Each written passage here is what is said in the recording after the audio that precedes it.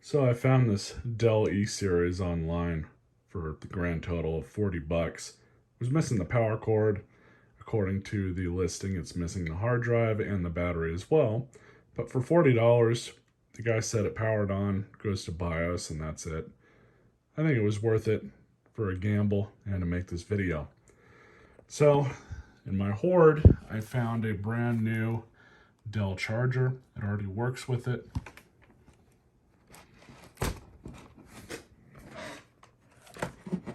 So it wasn't wanting to boot. Might have something to do with the fact that there was no battery in it. Messing with it, something, I have no idea. But what I ended up doing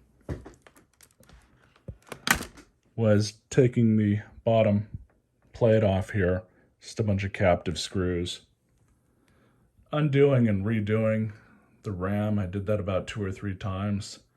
Finally plugged it back in and got the screen to post back up.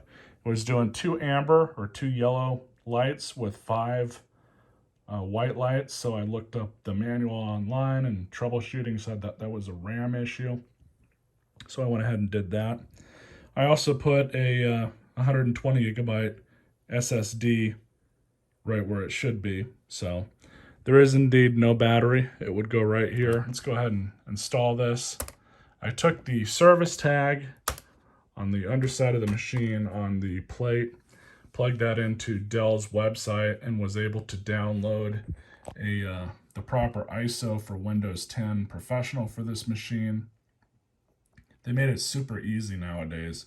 It used to be that you'd have to hope that the hard drive was partitioned for a recovery partition, or you'd have to basically throw a Windows install or a normal Windows install on it and then have to download all the drivers after the fact. But Dell appears to have made it pretty easy to do for the end user. So we're just letting this thing start up. So far it's been working as advertised, other than that little hiccup with the RAM. Yeah, so I accidentally clicked upgrade, which I don't want to do. This hard drive is blank, or it's got a bunch of random crap on it. I don't remember. So we're going to do a custom install. And let's see, do I need to format? Yeah, it looks like I need to format it. So we'll do that right quick. New. Apply.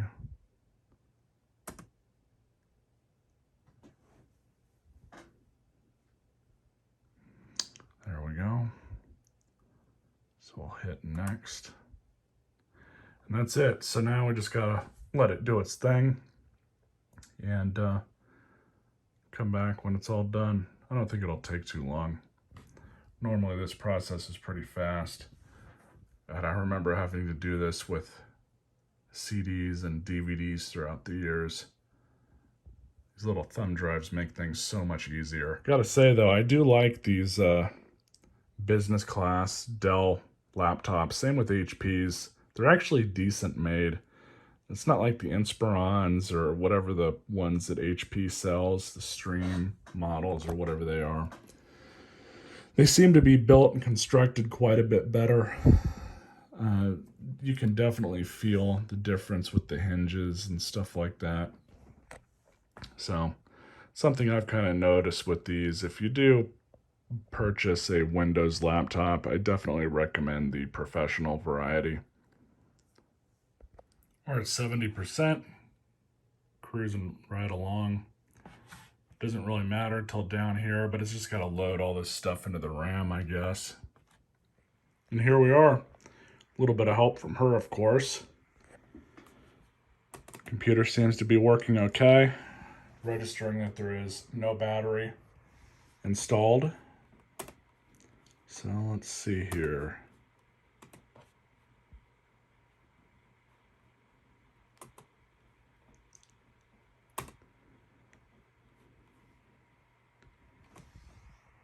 There it is. 8 gigs of RAM, exactly what's installed. 64-bit Windows 10. I wonder if I could upgrade this to Windows 11. I'll have to look into that. But first what I'm going to do is install all of these drivers that I'm sure this machine needs. Just installing some drivers now. Let it do its thing. Windows Update's also going on in the background too. I gotta say though, for $40 and change that I spent on this computer, it's not too bad. Everything that I've put into it now, minus the battery, which was, I think it was $28 from Amazon. I haven't really had to put any money into it. And I got the new battery. Amazon special, I think it was $28. Let's put it in.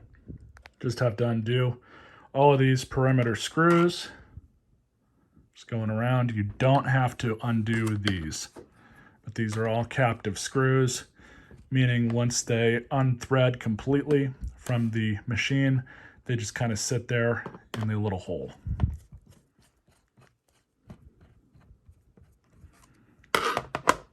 Just like that. I should also mention that this is not plugged in, but just to appease the comments that I would normally get had I not addressed that. There you go. Let's go ahead and open this up. It is a pain to get these off, and normally you would use a small spudger or a little piece of plastic to kind of wedge it in there. Sometimes you can get underneath it pretty easily. On these computers, any laptop that has this, I always just kind of work my way around. There we go. Access to the bottom of the computer. Let's grab our battery. Got the battery cable. So let's install this into the new battery.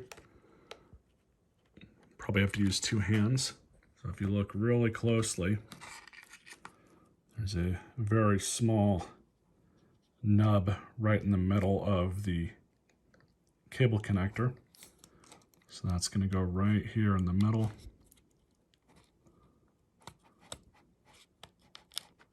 We just have to arrange it here because this cable is going to go right here. So here's everything installed. This was a real pain to get in. They don't make this easy to shove back in there, so I had to be really careful with it. Then I routed it all the way over here.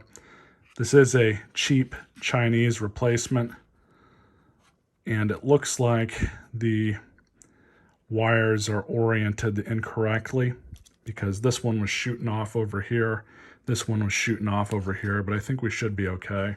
Well, battery's in. It's not going anywhere. Really not sure that this is the correct cable that I was sent, but we can at least see if this battery holds a charge and if everything's working. So I'm going to leave the rear panel off now.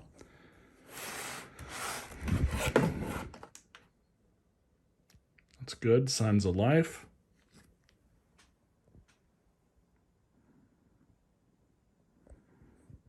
Good so far. Claims 61% remaining.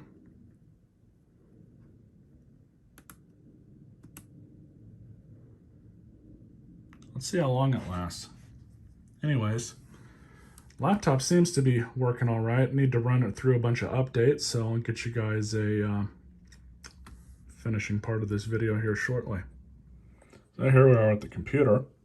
Everything seems to be working okay. Don't have power connected. Just running it off the battery. Ran it about an hour so far, and it's down to 85%. But let's look at the system information. Windows 10 Pro, 64-bit, and it's got the i5-6300U CPU in it, rated at 2.4 gigahertz. And then we go down here and see 8 gigabytes of RAM.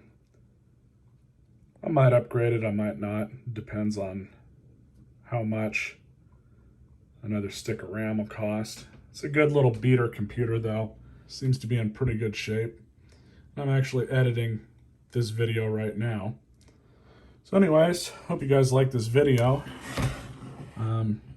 This computer is really nothing special to write home about. It's got a USB here on the right, as well as an SD card reader, headphone jack. That looks like the lock used to lock it to the desk. On the side here, you've got one USB card, or one USB port, a card reader. And on the back, you've got, looks like, wow, is that a VGA out? I haven't seen one of those in a while. And then it's got, I'm guessing that's for a SIM card. If you wanted to put a SIM card in this to get internet on it. And you have HDMI, and then another super speed USB on the back there. Ethernet, there you go. Disk drives are a thing of the past. It is what it is. I haven't needed one in years, to be honest. Everything I've been able to source online or digitally, so I don't have an external CD-ROM drive. I don't even have a CD-ROM drive on this computer that I built. I just haven't needed one. Hope you guys enjoyed this video. Stay tuned for more.